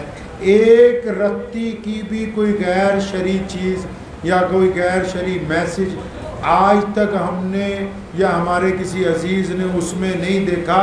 بندے کی گواہی آج کے وقت میں اس کا موبائل اچھا دے سکتا ہے. چنگے چنگے لوگ ڈر جائیں گے, میں آپ کو کہوں ذرا اپنا موبائل دو, ذرا میں دیکھنا چاہتا ہوں اس میں کیا ہے. چنگے چنگے مولویوں کا رونا نکل جائے گا. ہمارے خاندان کی متعدد خواتین نے کہا قریب کھڑے ہو کے بار بار کہ حبیب بھائی ادھر دیکھو, ہم تمہاری بہنیں لگتی ہیں. نہیں, کیا غیر محرم عورت کو دیکھنا ہی نہیں. بندہ ایسے نہیں پہنچتا ہے آگے. ہم ہر کام میں کہا کرتے کہ فلاں کام ایسے کر لیں, کوئی بڑھیا سامان خرید لیں, بڑھیا کپڑے پہن لیں. فرمایا نہیں, میرے نبی علیہ السلام نے سادہ کپڑے پہنے ہیں, ہم بھی سادہ پہنیں گے. تو مجھے ایک صاحب ملے, ابو کے بڑے عزیز تھے, دوست تھے, تو مجھے کہنے لگے کہ یہ دیکھو میں نے جو آج کرتا پاجامہ پہنا ہے یہ 20,000 روپے کا تیار ہوا ہے. تو میں نے ان کو مسکرا کے کہا, میں کہا وہ جو سامنے بیٹھے ہیں یہ 80 روپے میٹر کا پہنتے ہیں, لیکن ملک کا جو بھی وزیر اعلیٰ بنتا ہے نا وہ اس بندے کے پاس بیٹھنا اپنے لیے قسمت کی بات سمجھتا ہے. اور یہ 20,000 والے کو لائن میں لگنا پڑے گا. رسول اللہ صلی اللہ علیہ وسلم کو تلاشنا پڑتا ہے اپنی زندگی میں. میں نے ایک دن کہا کٹوری رکھ لیں, بار بار شوربہ ڈالتے ہیں ٹھنڈا ہو جاتا ہے. تو میں نے بڑی ضد کی, میں کہا کٹوری رکھو جی, اس میں ڈالو, شوربہ ٹھنڈا ہو جاتا ہے. کہنے لگا یار مولوی تجھے نہیں پتا محمد رسول اللہ صلی اللہ علیہ وسلم کھلے برتن میں کھاتے تھے, کھلے برتن میں. اب چاہے یہ ٹھنڈا ہو جائے یا بے لذت ہو جائے, ہمیں اس سالن کو نہیں دیکھنا, محمد رسول اللہ کو دیکھنا ہے. ہمیں اس کو نہیں دیکھنا ہے, محمد رسول اللہ کو دیکھنا ہے. بعض اوقات کبھی دلی کی ملی پارلیمنٹ میں, کبھی رام لیلا میدان میں, کبھی حلیم انٹر کالج کانپور میں, کبھی بھوپال کے اقبال میدان میں جب بڑے بڑے اجتماعوں سے خطاب کرتے تھے, جب فرقہ پرست طاقتوں کے خلاف بولتے تھے, ساتھ والے گھبرا جاتے تھے, پیچھے سے ہاتھ پکڑتے تھے. لیکن خدا شاہد ہے حبیب الرحمن لدھیانوی کبھی ڈرا نہیں. ہمیں بار بار کہتے تھے کہ یار موت ایک بار آنی ہے, بار بار نہیں آنی. وہ اپنی مسند کے اوپر لکھ کے لگایا ہے وہاں، وہ میں نے اس فریم میں ڈال کے لگایا یہاں رکھا ہے ان کی شمشیر کے ساتھ۔ لکھا کہ خالد بن ولید رضی اللہ تعالیٰ عنہ نے فرمایا کہ اگر موت مقدر نہ ہو تو آ نہیں سکتی، اور اگر لکھی ہوئی ہو تو دوڑتی ہوئی آ کے لپٹ جائے گی، کوئی بچا نہیں سکتا ہے۔ بندہ وہی بنتا ہے کلندر جو محمد رسول اللہ کا عاشق ہو، بس جس کو لوگوں سے اس لیے محبت ہو کہ یہ محمد رسول اللہ صلی اللہ علیہ وسلم کے امتی ہیں۔ صرف مسلمان ہی نہیں، جب بھی کوئی غیر مسلم بھی آیا نا تو یہ نہیں پوچھا بھی تمہارا مذہب کون سا ہے، بس یہ ہونا چاہیے کہ انسان ہے، اللہ کا بندہ ہے، اپنی پریشانی لے کے مسجد تک آیا ہے تو اس کی پریشانی حل ہو جانی چاہیے، کیونکہ یہ محمد رسول اللہ صلی اللہ علیہ وسلم کی مسجد تک آ رہا ہے۔ اپنوں اور پرایوں کے ساتھ تعلقات اللہ کی رضا کے لیے، ناراضگی اگر کسی سے تو اللہ کی رضا کے لیے۔ تو آج کے دور میں بھی تو اللہ تبارک و تعالیٰ کے ولی ہیں، آج بھی تو کائنات میں بڑے بڑے لوگ ہیں۔ ریڈلی ایون جب کابل گئی اور وہاں گرفتار ہوئی، 1 سال بعد رہا ہوئی، جب اس نے انگلینڈ میں جا کے بتایا کہ میں تو ان کو دیکھ کے مسلمان ہو گئی جن کو تم دہشت گرد بتاتے ہو، اس کا مطلب کہ اللہ کے ولی جو ہوتے ہیں وہ آج بھی اسی کردار کو رکھتے ہیں جو محمد رسول اللہ نے عطا کیا ہے۔ تو کردار باتیں کرنے سے نہیں آئے گا۔ مجھے کل میں پروگرام میں تھا، کل رات ایک صاحب نے مجھے ایک بات پوچھی، کہنے لگا کہ ہم اگر کوئی بات کرتے ہیں وہ پورے ملک میں نہیں پہنچتی، آپ بولتے ہیں تو پہنچتی ہیں۔ تو میں نے انہیں کہا ایسا ہے کہ آپ بھی اچھا کام کر رہے ہیں، آپ نے آج پودا لگایا ہے تو اس کا پھل آنے والی نسلیں ضرور کھائیں گی، اور میں جس پودے کا پھل ہوں یہ 300 سال پہلے لگایا گیا، اس لیے لذت محسوس ہو رہی ہے۔ ہمیں ساری زندگی ایک بات سمجھائی، آج آپ بھی آج کی رات پلے باندھ لیجئے۔ مجھے بار بار کہا کرتے تھے کہ کبھی اپنے کسی مسلمان بھائی کی برائی نہیں کر، کہتے یار اپنے گھر کے شیر کو مار دو گے نا تو گلی کے کتے بھی تمہیں آ کے نوچیں گے۔ ہمارے ہاں پورے ملک میں کیا ہو رہا ہے بھائی؟ ہمارے ہاں کیا ہو رہا ہے پورے ملک میں؟ ابھی میں سہارنپور کی طرف گیا، کئی سال پہلے کی بات ہے، ایک مدرسے میں رکا چلکانے کے بعد، تو وہ مجھے کہنے لگے مولانا جتنے بچے ماشاءاللہ گاڑے ہی ہیں اور نہیں کوئی رکھا، مولوی بھی سارے گاڑے اور نہیں کوئی رکھا۔ ہمارے والد صاحب رحمۃ اللہ علیہ نے ہمیں سکھایا کہ اپنوں کی برائی نہیں کرنا ہے، اب وہ چاہے خاندان کے ہیں یا خاندان کے باہر کے، چاہے شہر کے کسی نکڑ میں رہتے ہیں، ہمارے پاس روزانہ لوگ کام کرانے کے لیے آتے ہیں۔ اب تو یہ رواج ہی ختم کر دیا الحمدللہ، لیکن ایک وقت تھا کہ لوگوں نے آ کے کہنا کہ جی فلاں بندہ برائی کر رہا تھا، تو ابو جان رحمۃ اللہ علیہ فرماتے تھے میاں کسی کی برائی کرنے کے کیا فائدہ، میں تمہارا کام ایسے ہی کرنے کے لیے تیار ہوں، ہم ایسے ہی کرتے تھے تمہارا کام۔ توکل اللہ کی ذات پر رکھیں۔ بڑے بڑے سرمایہ داروں کو دیکھا ہے، ساری زندگی تھیلے بھر بھر کے آتے رہے کہ حضرت یہ لے لو فلاں 2 نمبر کا کام ہے، بس ایک فون ہی کرنا ہے، حکومت میں کسی افسر کو ہمارا کام بن جائے گا، آپ کو دولت مل جائے گی۔ ساری زندگی دولت کو ٹھوکر ماری تو اللہ تبارک و تعالیٰ نے اس کو پیروں کی دھول بنا کے رکھا ساری زندگی۔ میں نے بچپن سے اپنے والد کو دیکھا کہ جب کوئی شے مسجد میں چاہیے ہو، مدرسے میں چاہیے ہو، تو یہاں میں سمجھ جاتا تھا، جب اندر اکیلے بیٹھ کے دعا کرتے تھے میں سمجھ فلاں چیز کی ضرورت ہے آج۔ اور ہمارے پیر، کئی بریلوی کہتے پتہ نہیں توڑا پیر ہے کہ کوئی نہیں ہے، اپنے پیر کا بھی نام بتا دیتا ہوں۔ ہمارے پیر حضرت مولانا شاہ عبد القادر صاحب رائے پوری رحمۃ اللہ علیہ،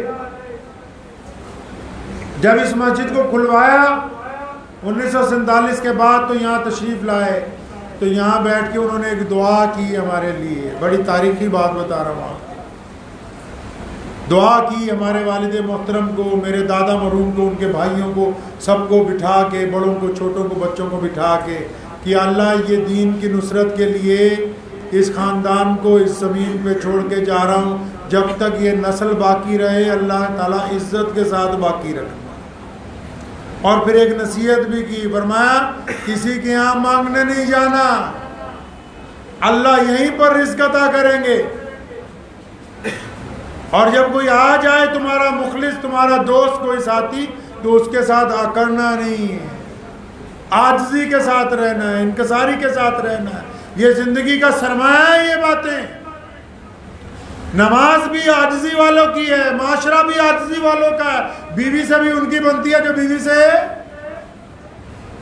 سے کیا کرتے ہیں؟ بیوی سے کن کی بنتی جو بیوی سے؟ بولو بھائی. ڈرتے ہیں، عاجزی نہیں. مطلب بنا کے رکھتے ہیں. اب بنا کے تو وہی رکھے گا جو چاہے گا کہ بات درگزر ہو جائے، وہی بندہ کامیاب ہے.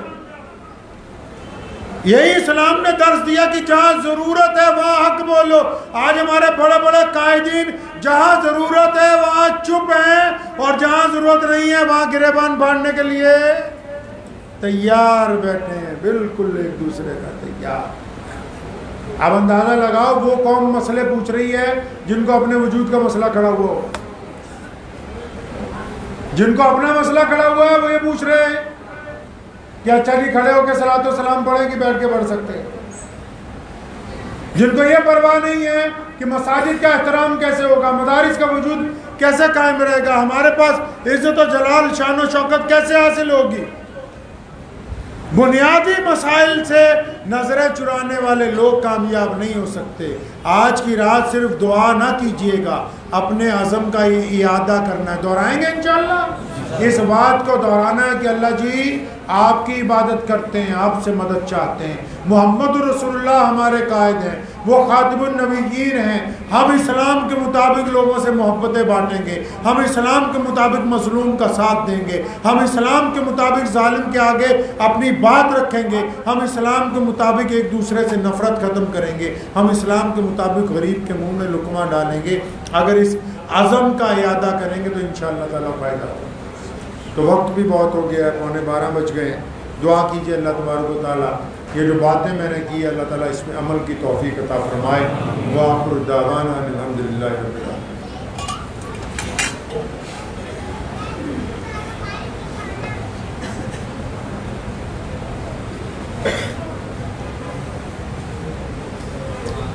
الحمدللہ رب العالمین الرحمن الرحیم مالک یوم الدین ایاک نعبد و ایاک نستعین اهدنا الصراط المستقیم صراط الذین انعمت علیہم غیر المغضوب علیہم ولا الضالین. اللهم صل علی محمد وعلی آل محمد کما صلیت علی ابراہیم وعلی آل ابراہیم انک حمید مجید. اللهم بارک علی محمد وعلی آل محمد کما بارکت علی ابراہیم وعلی آل ابراہیم انک حمید مجید. یا اللہ تمام تعریفیں آپ کے لیے ہیں. اللہ جی پتے پتے کے ذرے ذرے کے مالک اور خالق آپ ہیں. اللہ جی آپ ہی کی عبادت کرتے ہیں اور آپ سے ہی مدد چاہتے ہیں. اللہ جی نبی اکرم صلی اللہ علیہ وسلم کے صدقے پوری دنیا میں بسنے والے انسانوں پر اپنا فضل فرمائیں، پوری دنیا کے انسانوں پر اپنا کرم فرمائیں، پوری دنیا کے انسانوں کی پریشانیوں کو دور فرمائیں. اللہ جی جو بیمار ہیں انہیں شفا عطا فرمائیں. اللہ جی جو بیمار ہیں انہیں شفا عطا فرمائیں.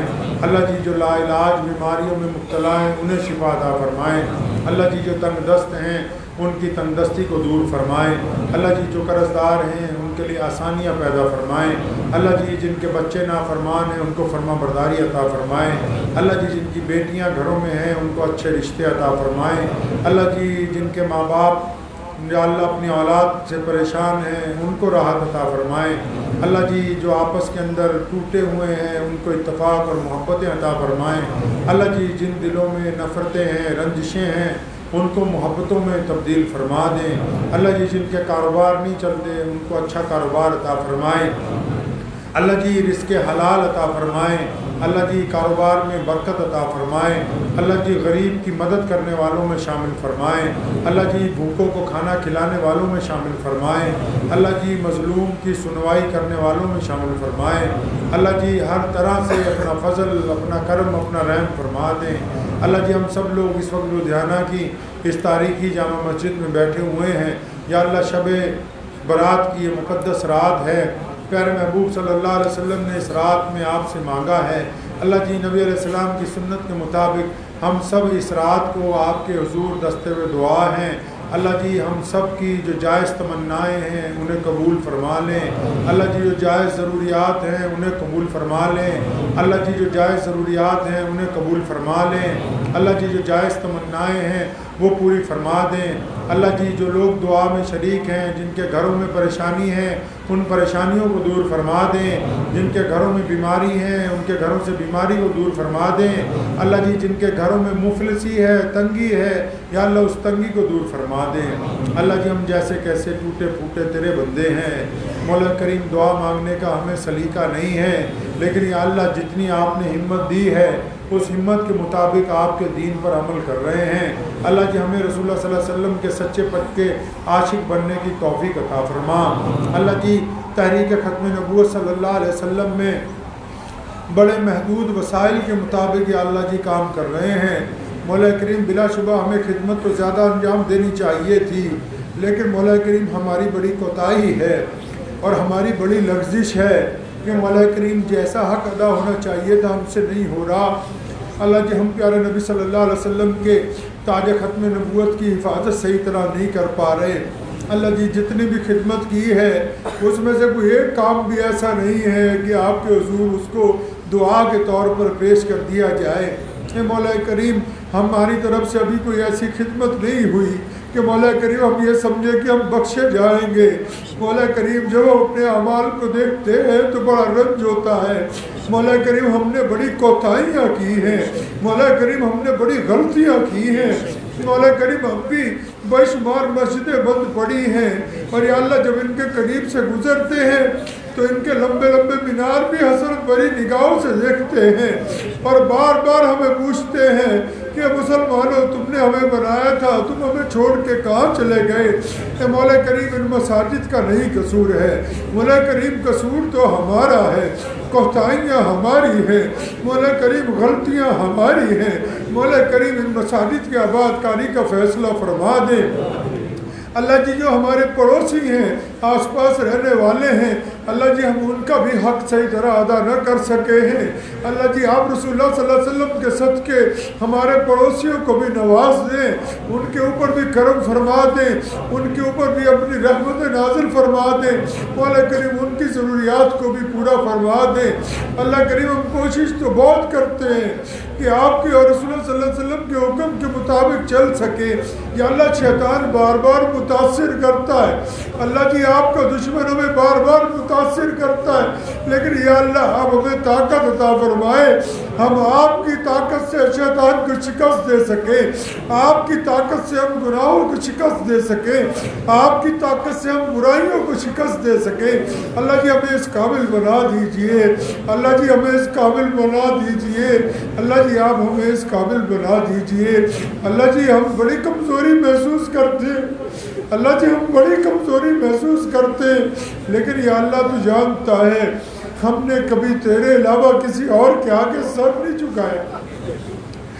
اللہ جی آپ کے علاوہ کبھی کسی اور سے ہم ڈرے نہیں ہیں مالک.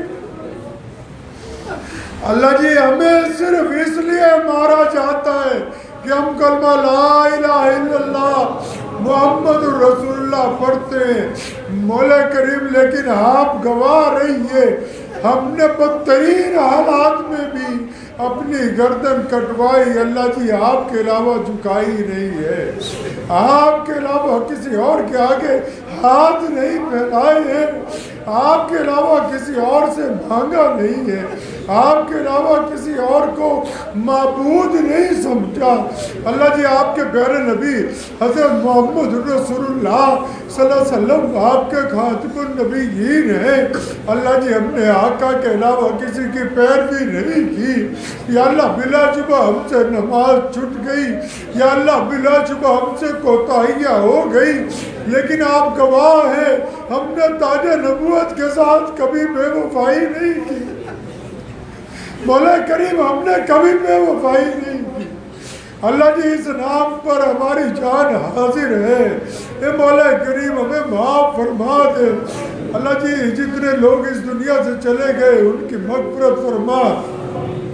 مولا کریم میرے والد محترم یہاں جتنے بھی لوگ بیٹھے ان سب کے بڑے اللہ جی جو ہماری کل تک شان تھے، اللہ جی جن کے ذریعے آپ نے ہمیں بڑی ہمت عطا فرمائی، مولا کریم جن کے ذریعے آپ نے ہمیں باطل پرست طاقتوں کے آگے کھڑا کیا، آج ہمارے درمیان نہیں ہے اللہ جی، ہم ان کا حق نہیں ادا کر پا رہے۔ اللہ جی وہ بات ہی پیدا نہیں ہوئی جو اس عاشق میں تھی، اللہ جی اس مقام پر پہنچے ہی نہیں جیسے وہ تھے، اللہ جی ابھی دشمن کو ویسے للکارا ہی نہیں جیسے وہ پکارتے تھے۔ اے مولا کریم آپ ان کی مغفرت فرما دے، اللہ جی جیسے کیسے ٹوٹے پھوٹے تیرے بندے، اللہ جی بہتر حال تو آپ جانتے، لیکن ہم نے کبھی ان کو آپ کے حکم سے روگردانی کرتے ہوئے نہیں پایا۔ اللہ جی بہتر فیصلہ تو آپ کرنے والے ہیں، ہم نے کبھی ان کو محمد رسول اللہ صلی اللہ علیہ وسلم کے فرمان سے ایک طرف نہیں پایا۔ اللہ جی آپ ان کی قبر کو نور عطا فرمائے، اللہ جی ان کی غیر موجودگی میں ان کے مشن پہ چلنے کی توفیق عطا فرمائے۔ اللہ جی اس وقت تک آپ سے زندگی کی مہلت چاہیے جب تک اس مشن کو بالکل مضبوط ہاتھوں میں سپرد نہ کر دیا جائے۔ اللہ جی ہمارا نعم البدل عطا فرمائے، آنے والے وقت میں ہماری نسلوں کے اندر اسلام کو داخل فرمائے، ہماری نسلوں میں اس عزم ہمت اور بہادری کو داخل فرمائے۔ اللہ جی ہماری نسلوں کے اندر جرأت اور بے باکی کو داخل فرمائے۔ اللہ جی ہم جب نہیں رہیں گے یا اللہ جب ہم بھی قبر میں چلے جائیں گے، لیکن یا اللہ آپ اس مسجد کو قیامت تک آباد رہنے کا فیصلہ فرمائے، ہمارے بعد بھی یہاں اللہ اکبر کی صداؤں کا فیصلہ فرمائے، ہمارے بعد بھی یہاں آنے والے غریبوں کی مدد کا فیصلہ فرمائے، ہمارے بعد بھی یہاں لوگوں سے محبت کا درس دینے کا فیصلہ فرمائے۔ اللہ جی یہ ٹوٹی پھوٹی دعائیں ہیں اور دعا مانگنے کا سلیقہ بھی نہیں ہے کہ آپ سے مانگنا کیسے، اللہ جی ہمیں تو وہ لفظ ہی نہیں آتے جو آپ کو منا سکے یا اللہ، لیکن ہمارے عمل بھی ایسے نہیں ہے کہ ہم یہ کہہ سکیں کہ اللہ جی فلاں کام آپ کے دین کی نصرت کے لیے صحیح کیا ہے۔ اللہ جی ہم سے اب تک کچھ بھی نہ ہو سکا، اللہ جی جو کچھ ہوا ہے وہ آپ نے کروایا ہے، لیکن مولا کریم آپ چاہیں گے تو آج کی رات ہم سب دوستوں کی، ہم سب بھائیوں کی، ہم سب سننے والوں کی، ہم سب اس دعا میں شامل لوگوں کی مغفرت فرما دے۔ اللہ جی ہماری بھی مغفرت فرما دے، اللہ جی ہماری مغفرت فرما دے۔ اللہ جی قبر کے اندھیرے میں یا اللہ آپ رسول اللہ صلی اللہ علیہ وسلم کے ذریعے ہمارا تعاون فرما دے، اللہ جی قبر کے اندھیرے میں آپ تعاون فرما دے، اور اللہ جی جب تک زندہ رہیں اسلام پر زندہ رکھیے گا، اللہ جی جب تک زندہ رہیں اسلام پر زندہ رکھیے گا، اللہ جی جب موت آئے تو اسلام والی موت عطا فرمائیے۔ اللہ جی ہم اس موت سے ڈرتے جو ہمیں ڈرا کے ہمارے دین سے محروم کر دے، اللہ جی جب موت کا وقت آئے کلمہ لا الہ الا اللہ محمد رسول اللہ عطا فرمائے، اللہ جی جب آخری وقت آئے تو آپ کا کلمہ عطا فرمائے۔ اللہ جی مدینہ منورہ مکہ مکرمہ آپ کی رحمتوں کے مرکز ہے، ہم جیسے گنہگار لوگ وہاں جانا چاہتے، اللہ جی ہمارے گندے اعمال راستے میں رکاوٹ بن جاتے، مولا کریم ہماری بھی بڑی آرزو ہے کہ ہم خانہ کعبہ کی غلاف کو پکڑ کے آپ کو بنا لیں، اللہ جی ہمارا بھی دل چاہتا ہے کہ پیارے نبی صلی اللہ علیہ وسلم کے روضے پر کھڑے ہو کے سلام پیش کر سکے، لیکن مولا کریم ہمارے اعمال ایسے نہیں ہیں کہ ہم اس مقدس مقام تک پہنچ جائیں، لیکن اللہ جی جب آپ چاہیں گے تو گنہگاروں کا بیڑا پار لگ جائے گا، آپ چاہیں گے تو ہم آپ کے گھر تک پہنچ جائیں گے، آپ چاہیں گے تو ہم رسول اللہ صلی اللہ علیہ وسلم کے روضے کی زیارت کر لیں گے۔ اللہ جی سب مسلمانوں کو حرمین شریفین کی زیارت عطا فرما، سب مسلمانوں کو حرمین شریفین کی زیارت عطا فرما، سب مسلمانوں کو حرمین شریفین کی زیارت عطا فرما۔ اللہ جی جس لدھیانہ میں رہتے ہیں اس لدھیانہ کے ہر گھر پہ اپنا کرم فرما دے، ہر گھر کی بے روزگاری دور فرما دے، ہر گھر میں سکون عطا فرما دے، ہر گھر میں رزق عطا فرما دے۔ یا اللہ ہم جیسے کیسے ٹوٹے پھوٹے تیرے بندے ہیں، یہ اپنی بات آپ کے حضور رکھ دی ہے۔ یا اللہ بڑی امید ہے کہ آپ نبی علیہ السلام کے صدقے قبول فرما لیں گے۔ اللہ جی بڑی امید ہے آپ سے کہ آپ نبی علیہ السلام کے صدقے ان دعاؤں کو قبولیت عطا فرمائیں گے۔ یا اللہ ہمارے بڑے چھوٹے، یا اللہ تمام لوگ جو اس وقت یا اللہ دور دراز بیٹھے ہوئے بھی اس دعا میں شریک ہیں، مولا کریم ہم بڑی امید رکھتے ہیں کہ آج کی رات آپ ہمیں معاف فرمائیں گے، آج کی رات اب آپ ہماری ان ناقص دعاؤں کو قبول فرمائیں گے، آج کی رات آپ ہمارے ساتھ کرم کا معاملہ فرمائیں گے، آج کی رات آپ ہمارے ساتھ محبت کا فیصلہ فرمائیں گے۔ اللہ جی پیارے نبی حضرت محمد مصطفیٰ احمد مصطفیٰ صلی اللہ علیہ وسلم کے صدقے ان دعاؤں کو قبولیت عطا فرمائیں۔ اللہم بارک علی محمد وعلی آل محمد کما بارکت علی ابراہیم وعلی آل ابراہیم انک حمید مجید وصلی اللہ تعالی علی خیر خلق اجمعین وبرحمتک یا فجر کی نماز جو ہے وہ 5:30 بجے ہوگی انشاءاللہ۔ گزارش ہے تمام حضرات نفلی عبادت میں لگیں، جن کا گھر قریب ہے گھر جا کے بھی نفلی عبادت کریں، اور فجر کی نماز جماعت سے ضرور پڑھیں۔ اللہ آپ کی دعاؤں کو